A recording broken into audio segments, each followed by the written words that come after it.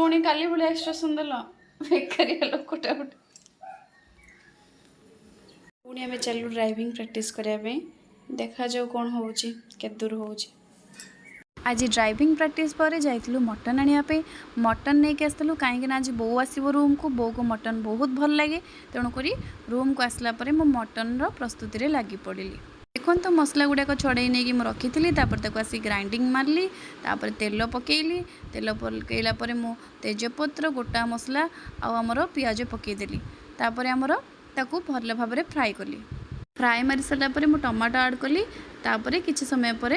मु काश्मीर चिली पानी रे गुड़े पकेली मो काश्मीर चिली सहित हलदी टिके मिसेक एकाले गोले पकईदे कलरटा बढ़िया आसे तापर आम चलू बो को आने बो को माही माही बो सहित आसी माही है मोर झियारी मो भौणीर झील आसला बेलू गोटे जगार गाड़ी साइड करके सी कथा होते देखिलु यहाँ गोटे गोधी गोधी केमती तार खाइबा